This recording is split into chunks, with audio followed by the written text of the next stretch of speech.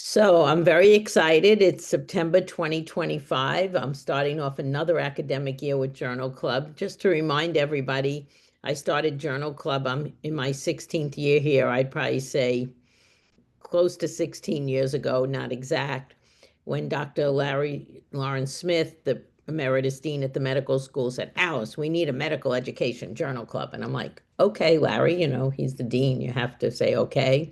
I said, nobody's going to come. And he said, we're too geographically dispersed. That was in 16 years ago, let's say, when we had 13 hospitals, not 30. So he said, do what you want. And I decided to do it virtual. So this is not a pandemic project virtually. It's always been virtual to attract as many people across the system. We've gone from 13 hospitals to 30 now. So we certainly need a virtual Med Ed Journal Club. And I'm very dedicated to this activity. It does run since this is the launch, it will run September, October, November. I take December off because of the holidays. January, February, March, April, May, and then I take June, July, and August off because it's such a busy time in academia. So welcome back from the summer. I had a fabulous summer, and I hope everybody who's on this call at least had all of their summer or part of their summer be joyful. And now we're ready for learning. I picked this article the minute I read it when it was in academic medicine, and I also picked it because I wanted to start the year with local people. So it's an ideal article with the team that's here. Tiffany Moadel is the lead of the team, but her other team members are here, Michael, David, and Sophia, that you could see on the screen. I don't know if Sophia's here, is she? Sophia? Yep. Sorry, we just had a Wi-Fi issue where you cut out, but we're good. Sophia, you're here, right? I'm here, yeah. Yeah, I wasn't sure if you had stayed in the system, actually, so it's nice to see you. No, I actually didn't stay in the system. I drove this morning from New Haven. Right. I'm like, you're totally confusing me. I thought you had left the system, so I'm correct. Welcome back to the system. That's very nice of you. And there's two topics in this talk. So the speakers will address this. One is an educational principle of teaching simulation. And the other topic that's dear to my heart in my work in um, inclusion and equity and social determinants of health, all these different areas that I really enjoy the work I'm doing, is microaggressions. And we all experience microaggressions. So discussing how we can use education to combat microaggressions or prevent them. And emergency medicine, which I know very well, I have a pediatric emergency medicine child, and I hear how fast-paced the environment is. So sometimes with that fast pace, many different healthcare professionals in that environment, patients are generally coming in feeling sick to come to an emergency room. The chance for microaggressions might even be escalated with all those variables impacting communication skills and maybe professionalism as well. So I'm going to turn it over to our speakers. I want to thank Michael Casera is here as a discussant and helping me out. And he's always been a partner of mine in medical education. He happens to be an emergency room physician as well, and vice president of interprofessional education at CLI. So he's a perfect person to, because over simulation at CLI. So between simulation, interprofessional, being a medical educator, everything, and he's in emergency medicine, he's a perfect discussant. So I think we'll get started. I don't know who's starting on the team, and if I didn't do adequate introductions, always just add to what I said.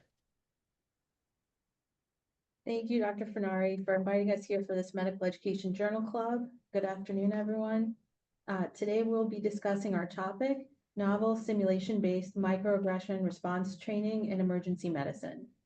I'm fortunate that I have some members of our study team here today to discuss this article with you.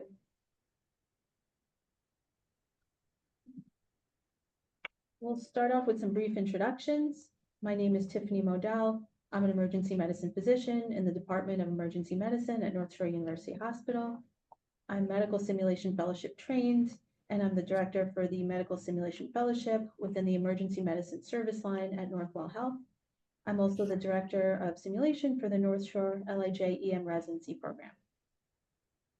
Okay. Hi, guys. My name is Michael Sprandio. I also am an emergency medicine physician. I am simulation trained. I completed my simulation fellowship here with Dr. Moadel and Dr. Casera. I work clinically at LIJ, and in my current role, I'm now also the Associate Program Director for the Simulation Fellowship. So very happy to be here. Hi guys, my name is David Fernandez. I completed my residency training here at North Shore LIJ in emergency medicine with these wonderful people. I completed a combined medical education and simulation fellowship at Mount Sinai Hospital, where I'm currently a clinical physician as the Director of Medical Education and Simulation at Mount Sinai Queens. And I am also Assistant Fellowship Director for the Medical Education Simulation Fellowship. Hi, I'm Sophia Gorgons. I also did my emergency medicine residency here at Northwell with David. We were co-residents. I then did EMS fellowship at the Fire Department of New York City. Then I went to do disaster fellowship because I also wanted 2 years of fellowship. So I did that up in Boston at Beth Israel Harvard. And I'm now faculty at Yale for EMS and disaster. I'm also going to quickly introduce Molly McCann, who can't be here, unfortunately. She was our wonderful research guru and mentored us through a lot of the grant applications and the statistical analysis of this project. And then we'll pass it off to Mike. I think Dr. Fernari already mentioned me, and just in full transparency, my COI is that I was a member of the study team and part of the manuscript. Great. So these are our learning objectives that we're going to go over today. We have no disclosures. We do, however, have a number of grant acknowledgements. For this research project, we were fortunate enough to be sponsored by the Emergency Medicine Residents Association Simulation Research Grant in the amount of $500, the Academy for Medical Educators Lawrence G. Smith Fund for Innovation in Medical Education in the amount of $5,000, and the Josiah Macy Jr. Foundation Catalyst Award for Transformation in Graduate Medical Education for the amount of $50,000. I'm going to pass the mic on to Sophia and David, who are going to tell you a little bit about our story and what led us to study this topic and what's happened along the way. So this topic is similar to you, Dr. Ferrari, is very near and dear in my heart. As a first-generation minority, there were not many representations in medicine that I looked up to. Having dealt with a lot of micro and macroaggressions in the workplace all throughout my life in any capacity, working as an emergency medicine resident here, I found it odd that EM physicians who deal with so many walks of life through the door don't have an established curriculum for how to better prepare residents of equally diverse backgrounds on how to deal with micro and macroaggressions in the workplace. And so I distinctly remember being at a meeting at AAEM in 2022 at a formerly known as DEI subcommittee, and being in a room of individuals and talking about interests and projects that we want to bring into our institutions. And Sophia was sitting next to me because we had just both finished presenting and we're filling the day with something. And this was at something. So we sat in this meeting, and I proposed this idea of utilizing simulation for increasing awareness for residents and preparedness for handling micro and macroaggressions. And we left the meeting, and Sophia pulls me aside and says, "That's a really awesome project. We should really do that." And I said, "Yeah, I would love to. I just don't know who to talk to." And the steps became talking to Dr. Tiffany Moadel and then talking to Dr. Casera. And then this is spring of 2022. And by July of 2022, we were finishing our PGY 2-year and entering our PGY 3 years, and had submitted an application for the MBRA grant. And by the end of the summer, we had gotten notification that we had received the grant. And this is the first grant I ever applied to. And I thought, cool, this is great. We got $500. That's enough to cover everything we need for the project. And I thought we were stopping there and going to continue with the project. As we were developing the project, other grants kind of came into mind.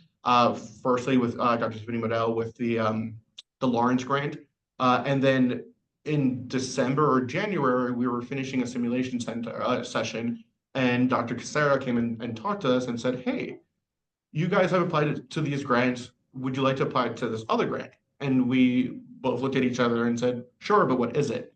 And then looking at the application process seemed a little daunting, but we had done most of the work, which was great.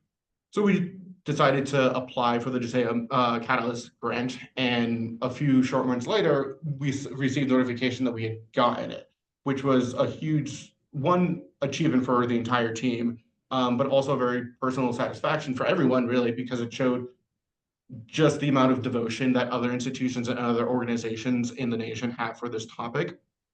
What I did not realize was until after, during our first introduction webinar meeting with the rest of the Catalyst winners, was that Sophia and I were the youngest professional individuals there. They were all deans or vice deans or program directors, associate professors in their respective department.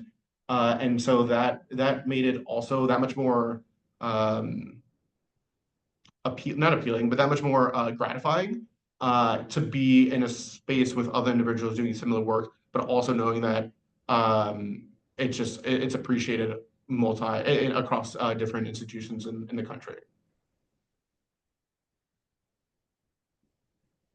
All right, so I'm going to start the lecture off by just discussing a little bit of background. So these might be terms that you guys are familiar with, so it might be a little bit of repetitiveness for you, but microaggressions are any words or acts that are usually subtle and perhaps unconsciously done by the perpetrator against a group of people with perceived differences, whether that's due to their sex or to their race. So commonly in medicine, we see this when a woman doctor walks into a room and the patient says, oh, it's so good to see you, nurse. I had this request. And then the doctor has to correct them and say, no, I'm actually your doctor. Or it might happen if, a international doctor walks into a room and the patient says, wow, your English is really good. So it's not necessarily that the patient or the person who's perpetrating the microaggression means to belittle the doctor or whoever they're talking to, but they do, and this can add up. It's not the same as macroaggressions, which is when people are on purpose, very loud, very violent, either verbally or physically, but these small microaggressions add up and they make it difficult to work if you keep encountering these microaggressions, and they actually lead to increased burnout. So especially in emergency medicine, when people experience microaggressions, studies have shown that they are more likely to burn out and leave the specialty. And the microaggressions and the burnout usually are more directed towards trainees. So that's medical students, residents, and fellows than to attendings, but attendings are affected by this as well. And so this leads to attrition from the specialty. And this is true across specialties, but it becomes especially true within emergency medicine, perhaps due to some of those things that Dr. Fournier mentioned about the fast pace of the environment, where there's always a lot going on and there's not always necessarily time to reflect, or even if there is time, perhaps we just don't take that time. So this is a discussion prompt that I added. I try and make these journal clubs less traditional than just reporting out, but also having some discussion along the way. So I'd love this. This is audience participation time. I have 2 questions here. You don't have to address both, one or the other. And if anybody has a story that they would like to tell, it doesn't have to be in emergency medicine. And unmute yourself if you're muted, because I have not muted anyone. And just participate and share. Certainly somebody has some story to tell to connect to this idea of a microaggression, how it made you feel, or a period where you had burnout or you observed burnout in a colleague, and the microaggression could be observed or experienced.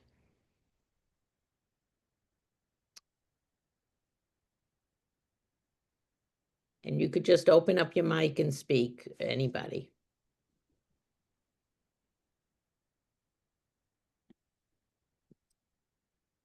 I have certainly witnessed microaggressions, and one that comes to mind, it was a public venue, and the source of the microaggression was a colleague and the recipient of the microaggression was a student.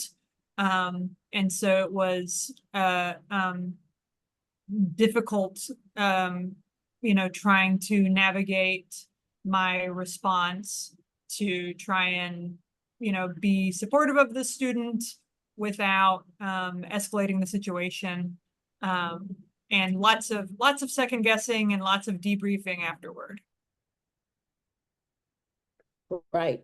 The debriefing afterwards, I'm sure will be addressed in the simulation. So not going to go to that, but I appreciate you telling the story. So it was a colleague with a student. And as an outsider standing there and seeing something, what is your professional obligation? What is your personal obligation? It's not just professional. And here you have two different people, a colleague and a student. So quite challenging. I appreciate you sharing that story. Did you want to share the outcome or just the story? I'm just wondering. I'm not putting you on the spot.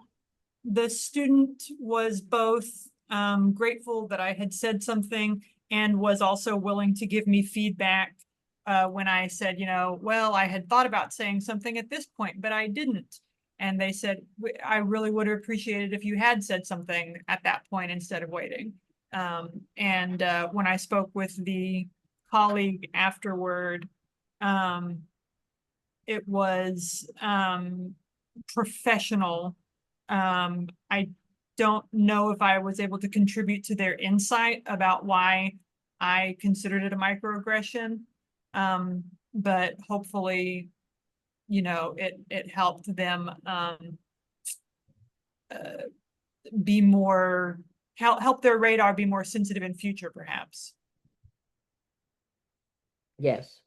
It's hard in the moment, but that's usually the best time. But it is hard in the moment. The fact that it was after the moment is important and good. So don't feel compromised, but you were courageous to do something. So thank you.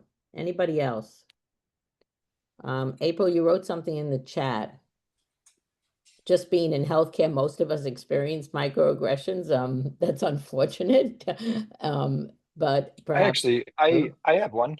This is Johnny. I'm one of the EM doctors in Chicago. Can you guys hear me okay? Yes, definitely. Thank you for joining from Chicago.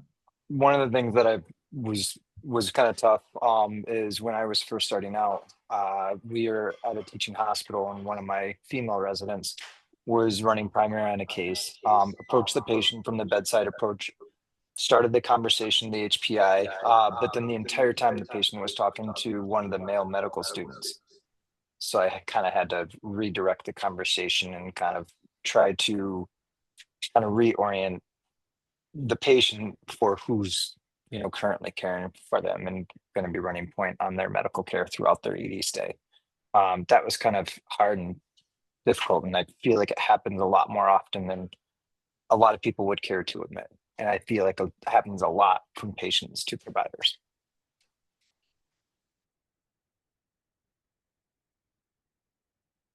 Thank you. Yes.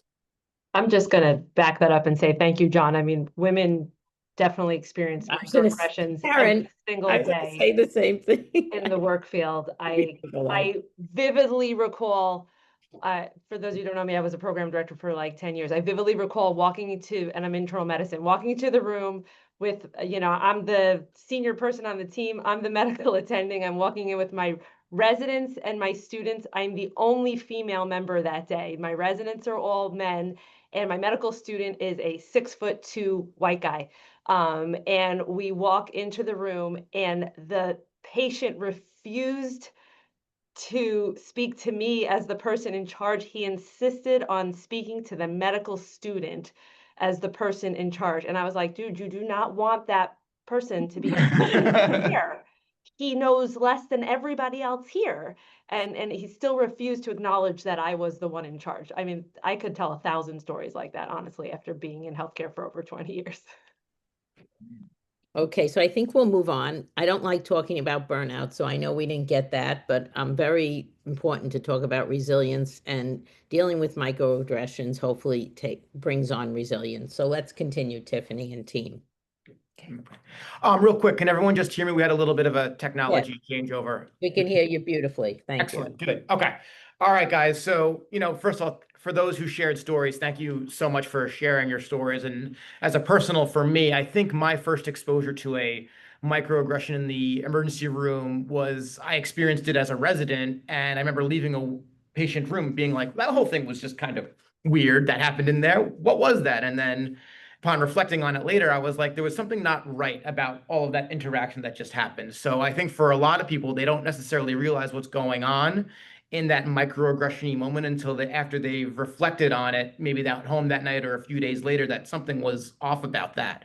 So, clearly we've established just amongst ourselves, but we can, translate it to the kind of a larger world of healthcare that a gap exists here. Like we're being subject to all of these microaggressions, whether kind of more subdued or more overt, and they can expand from from bias to racism to kind of everywhere in between. So clearly a dilemma and a gap here exists. Next slide, please.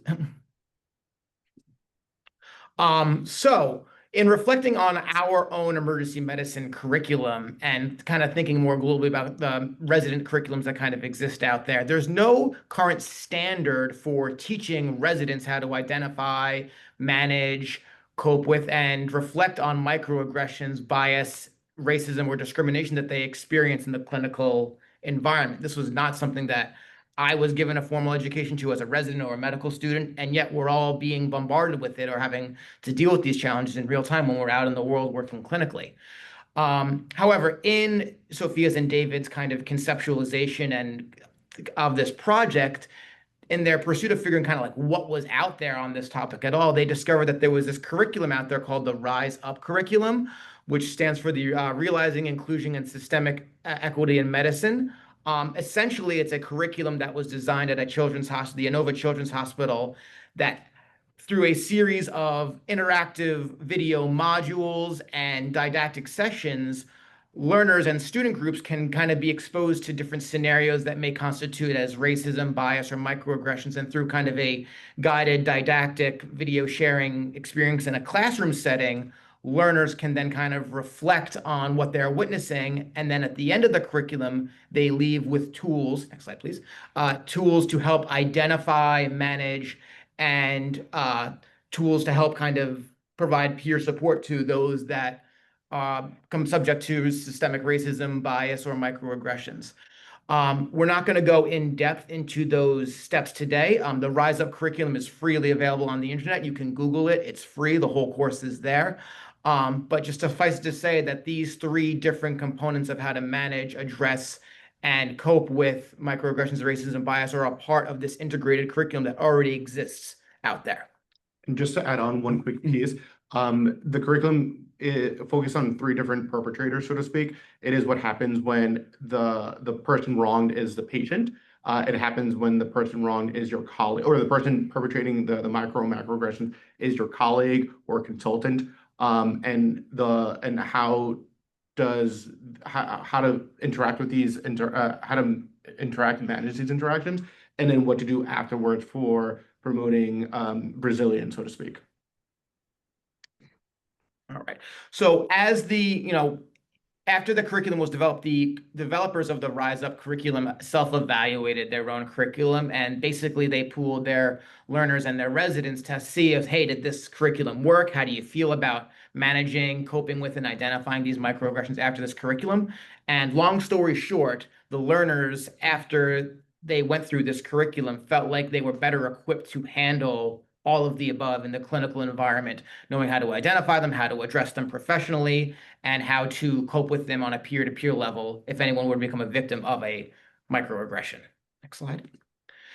So, transitioning to what we all hold near and dear to our heart as educators, but particularly simulationists, is we are true believers that simulation is a wonderful adjunct to an educational curriculum. For those who are less familiar with simulation, at its core, I like to kind of define medical simulation as the recreation and imagination of scenarios by which your embedded learners or participants are given a shot at kind of exploratory learning in a recreated environment as much as possible, to where they would be exposed to things that they might develop in or might experience in a clinical realm or like in a situational realm. Simulation can be something as robust and in depth as a recreated emergency department with vital signs, monikers, a high fidelity mannequin, consultants literally taking that hospital setting and recreating it in an adjacent building, or something as simple as straightforward as a tabletop discussion of a case on paper and figuring out like, how would I handle this? What would your next steps be? So there's a real range of what simulation is defined as. Next slide, please. So when we were kind of conceptualizing how we would kind of birth this project, we were really interested in this Rise Up curriculum, but we also wondered, is there a way perhaps that we could tie in simulation, recreating these experiences in real time and having the learners actually have to live them themselves to see how that would compare to something like the Rise Up curriculum?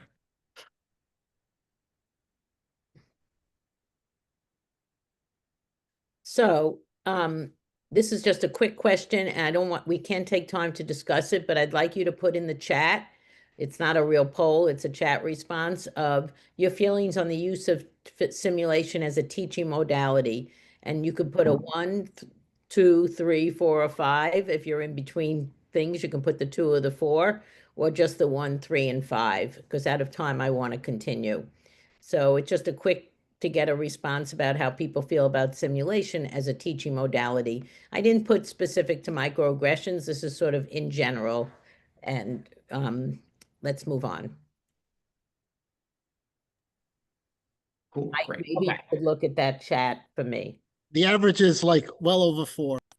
Well over 4. So people like the idea of simulations. That's great. It must make you happy.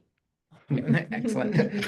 And just kind of taking that even one step further, one of the reasons that I personally fell in love with simulation as a medical student, as a resident, was that, upon leaving a simulation and reflecting on what happened in the case that I was just playing, I was left with the feeling of like, wow, like this afforded me such a unique opportunity to, really feel immersed and live in that moment of dealing with this patient or scenario in real time, but in essentially a consequence-free environment. One of the principles of simulation is that we preserve an aura of like psychological safety for the learners and all of the participants, but also if you're dealing with a complex patient case scenario, it's virtually consequence-free because you're usually dealing with a mannequin or a simulated patient that really can't be harmed. So as a learner, I felt like this was a wonderful way for me to learn.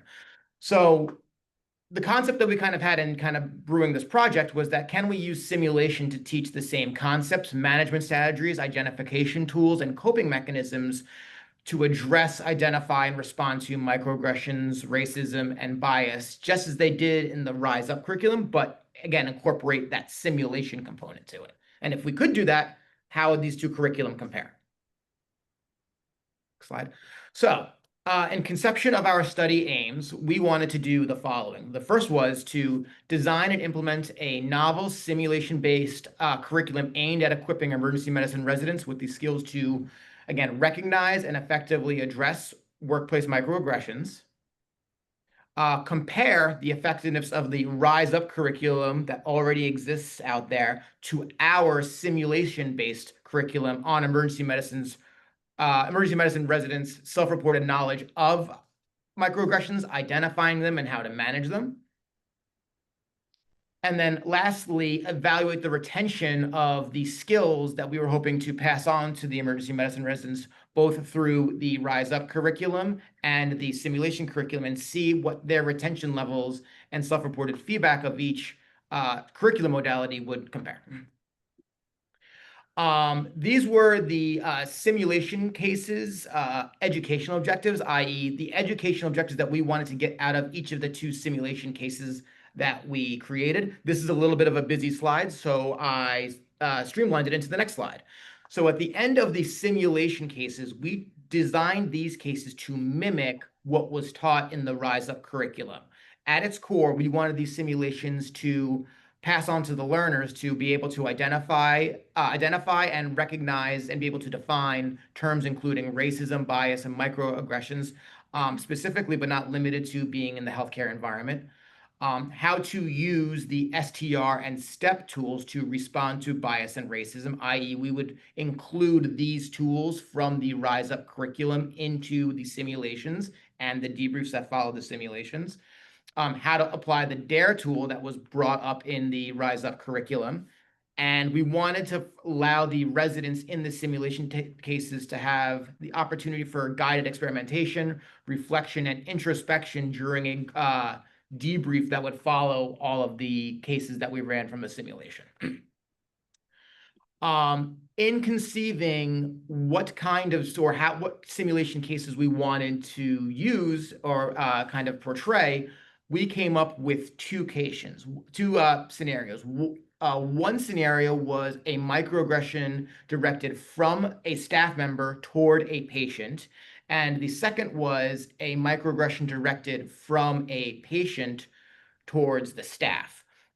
As David kind of alluded before, in the Rise Up curriculum, there were 3 scenarios, one involving a family member with a microaggression towards a care provider, one with a patient being on the receiving end of microaggressions, and the other of a consultant passing on microaggressions to a colleague. So we tried to incorporate all 3 of them, but we basically crammed them into, or reworded them into 2 simulation cases. The first case was a patient presenting to the emergency department with a history of sickle cell anemia,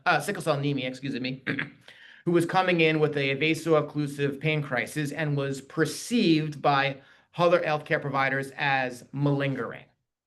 Therein lies the microaggression. And then the second scenario was a middle-aged patient presenting with atraumatic musculoskeletal lower back pain who refused to be cared for by physicians in training, so i.e. the residents, essentially.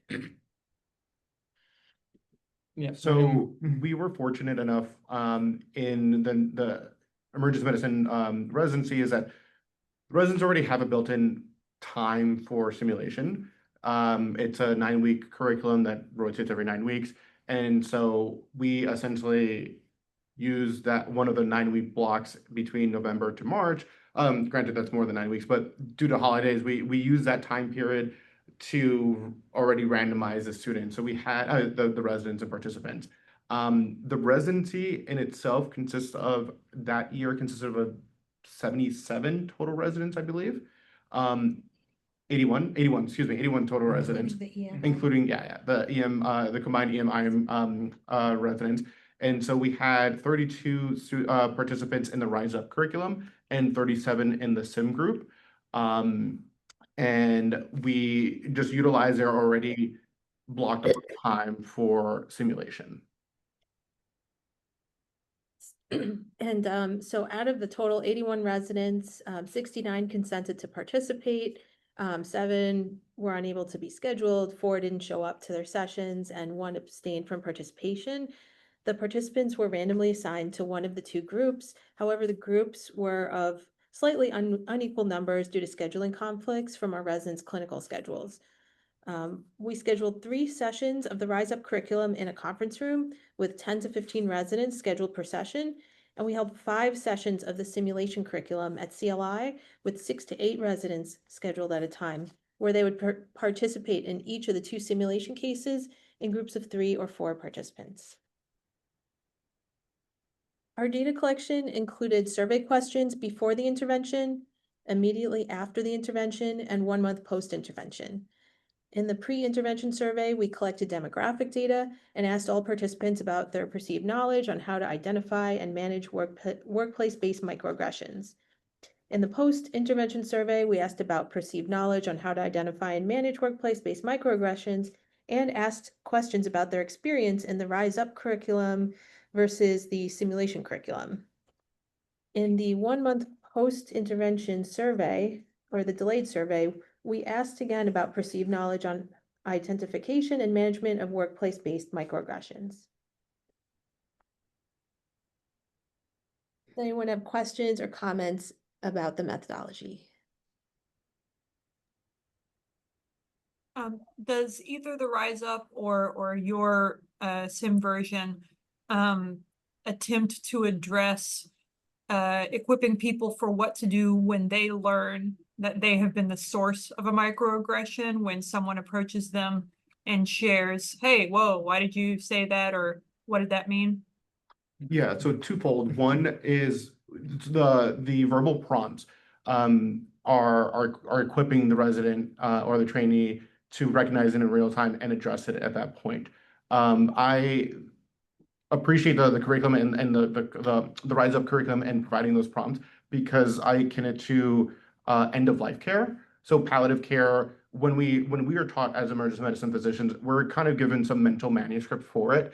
And so handling these difficult conversations start off with a generic mental manuscript that evolve as you do it more often and make it your own. And so the tools, the STR, the stop and the dare are those initial building blocks for building your own mental manuscript for how to handle this these situations in real time.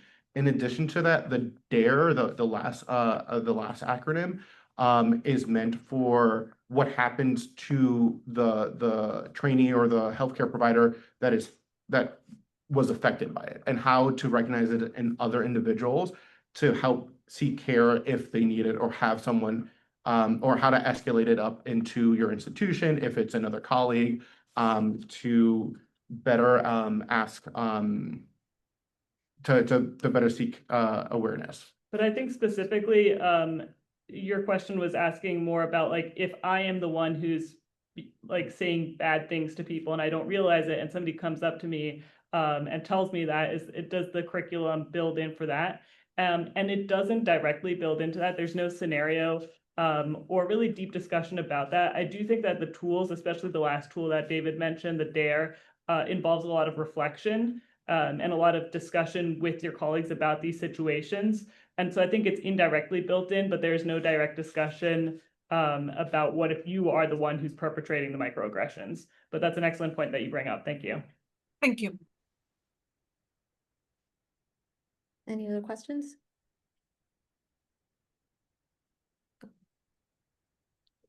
Okay, we can go on. Okay. So these are our baseline results. So out of 69 enrolled residents, 68 completed the baseline survey, 68 completed the immediate post-session survey, and 48 completed the 1-month follow-up survey. Here's some baseline demographic data on all the participants from the initial baseline survey. Their median age was 29 years old. The majority of participants were female at 57.4%. The majority identified as being white at 55.7%. Almost 30% identified as Asian. 4.9% identified as African American, and another 4.9% as 2 or more races, and 3.3% as other. Approximately 10% identified as Hispanic or Latino, and the majority of participants were split fairly evenly between PGY 1, 2, and 3. So over 86% of participants reported having witnessed bias in the medical workplace against a medical provider. 75% of participants said that they had personally experienced bias in the workplace.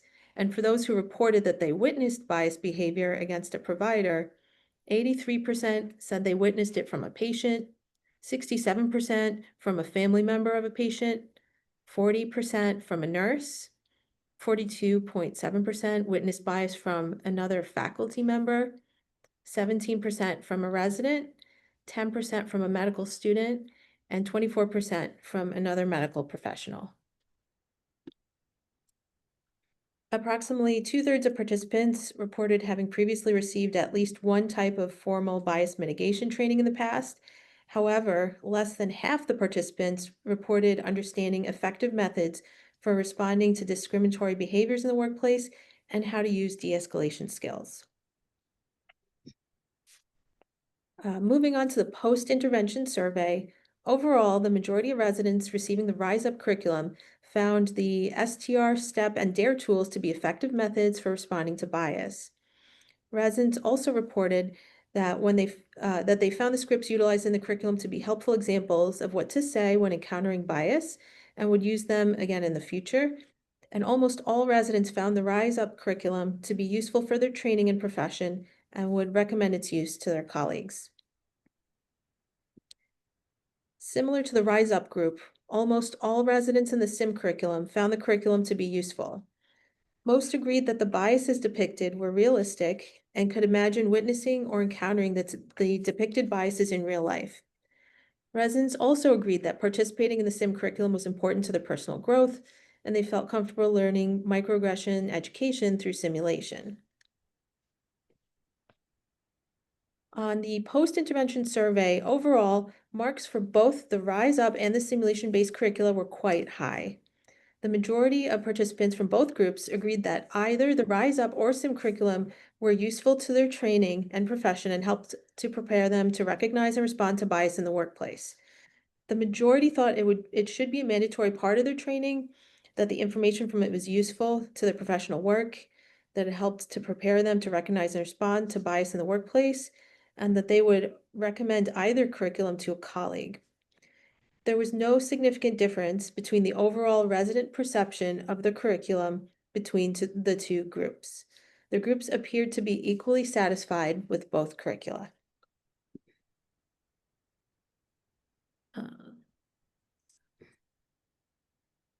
We're now looking at pooled data of all participants in both the Rise Up and SIM groups over time and adding in results from the 1-month follow-up survey. 68% of participants from the Rise Up group completed the 1-month follow-up survey and 54% of participants from the SIM group completed it. Overall, when comparing the baseline survey and the immediate post-session survey, resident perceptions regarding their ability to recognize and respond to microaggressions significantly improved from the initial baseline surveys to the immediate post-session surveys in both the Rise Up and SIM groups, as can be seen when comparing the numbers in the yellow and green ovals. While the participant perceptions of their knowledge and ability to recognize and address microaggressions were lower in all categories, from the immediate post-session surveys to the 1-month follow-up surveys in both groups, this difference did not reach statistical significance. Any comments or questions on the study results?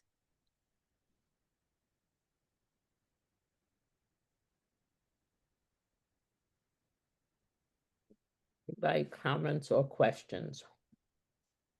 We can go back to this after the discussion. I was just putting this here if you had a question right now.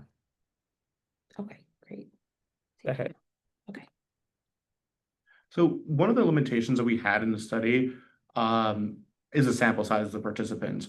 Partly, we started off with 81, and then we lost a lot of retention in the 1-month follow-up survey, making the overall sample size quite small. But also limitations in the simulation facilities, faculty, and the technology used is not broadly available. And so the other aspect is faculty volunteers were not required to play patients. So having known individuals as actors can reduce some of the fidelity of the case. By that I mean, you know, if you have an attending who's worked with the resident for years and are now pretending to be this actor that isn't corresponding with the perceived notion of the attending, can reduce some of that fidelity for the case. Similarly, simulation may not be as accepted by the participants in a program where simulation isn't being performed as readily. And so we at Northwell, at least the residents, have a lot of simulation experience as part of their didactics. And so a resident will complete a simulation case at least close to 9 to 10 times per year, with mixed in hands-on like skill procedural sessions. But that's not a standard approach across all EM residencies. So there's a question in the chat.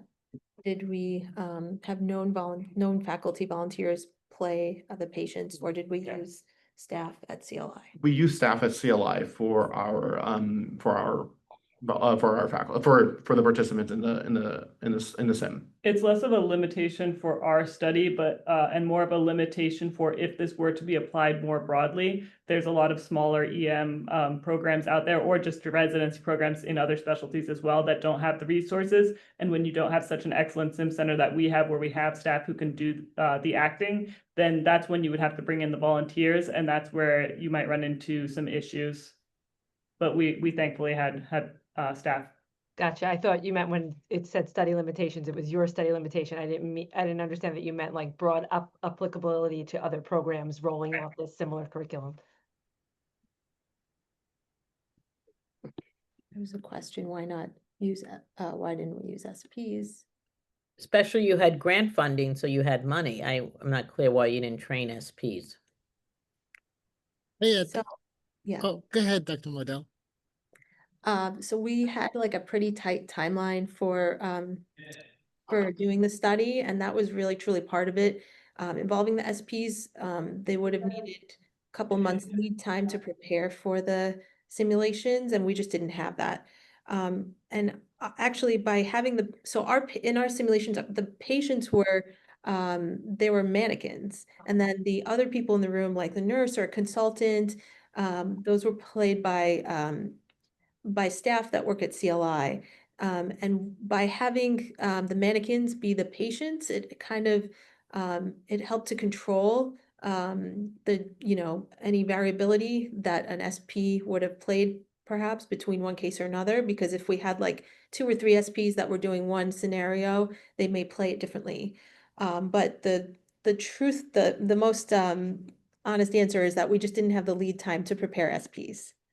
Okay, I understand that. I work at Northwell and I understand the lead. I totally get what you're saying, but I think if somebody had SPs, it would standardize it a little more, because I've done simulations with people who are not, just helping out. So it's just something to consider, an SP as a, if it's available, and Northwell's setup is not flexible to do things quickly.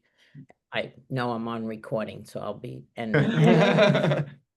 Okay, next, just out of time, I'd like to go to your discussion and see if anybody has anything else. And I know we have our librarian here just to show you about how public your paper is from academic medicine. So go ahead.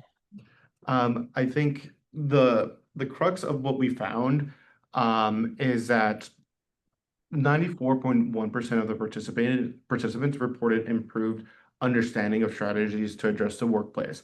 And that was up from 47.8% in the pre-intervention. And ultimately, although we didn't see a significant difference between either the SIM or the Rise Up curriculum when compared to each other, it really just shows that any intervention is important for growth of a residency, particularly in our residency. And I think that has some fundamental implications. One, because if you're at an institution that has the capability of high fidelity mannequins and a state-of-the-art simulation curriculum, you can use the same curriculum that we did during the study.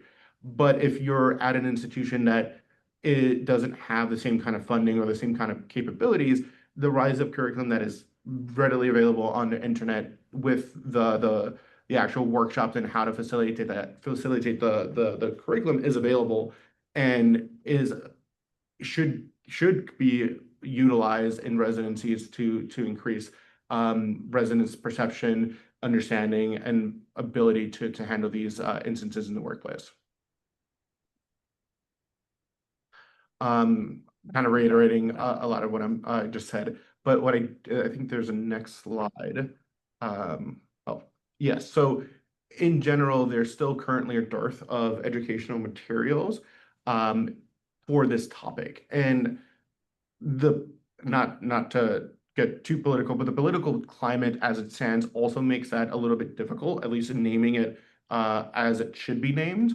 And so teaching residents to navigate a consciously or even unconsciously hostile environment is key to reducing physician burnout,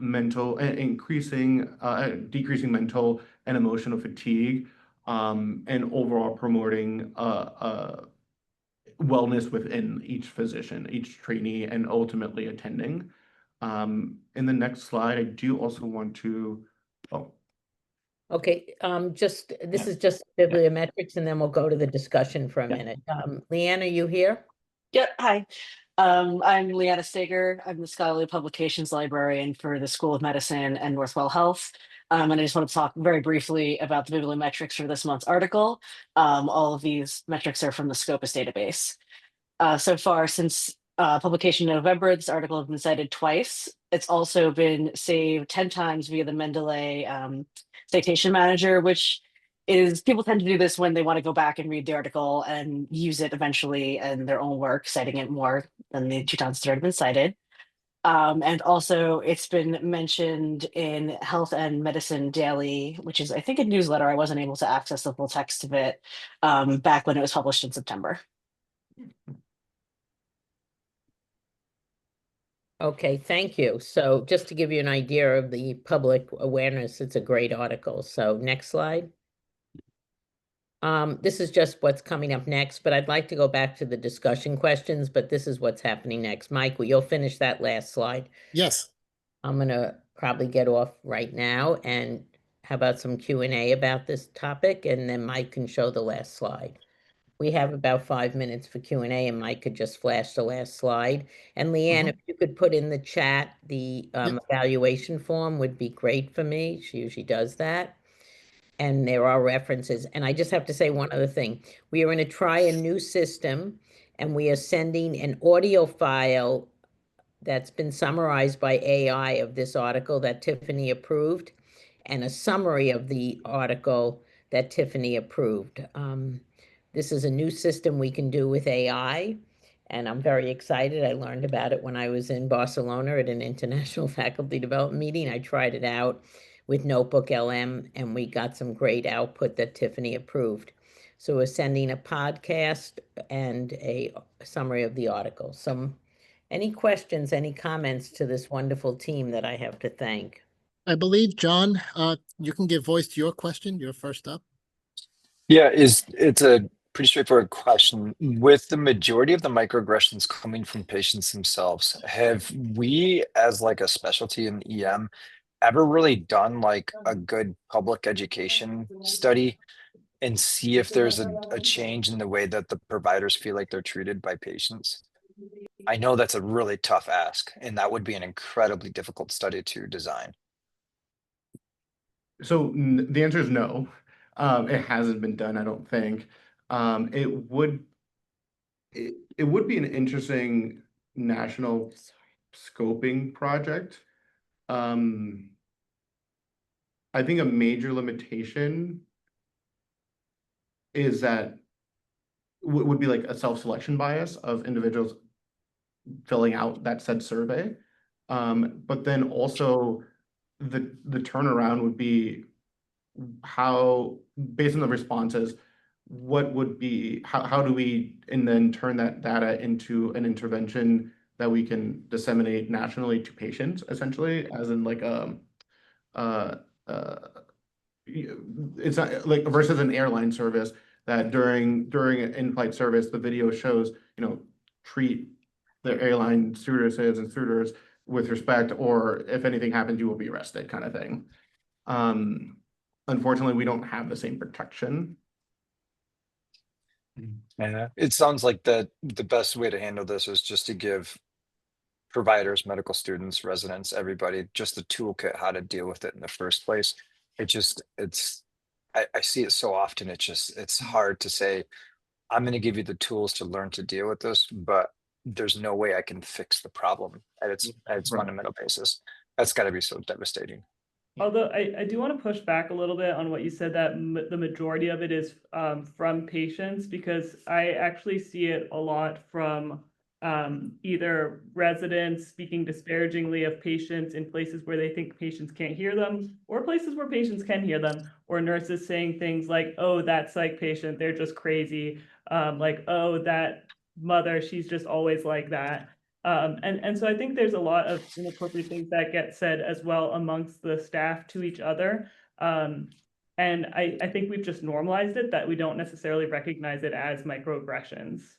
unfortunately. Oh, gotcha. I apologize. I think I was referencing, I thought I heard that it was like an 80% from patients earlier in the presentation. So I apologize if I misunderstood that statistic. I just wanted to just jump in and ask Can Karen I to say voice. one thing, Mike, can I Oh, just say one thing, because I have go ahead. to miss my next thing. There are JITs on all these topics, just-in-time teaching tips. They're on the app. They're under diversity, equity, and inclusion. I haven't changed the name of that category. I don't know what I'm doing with it, but I guess I might be changing it, but it's definitely under inclusion and equity.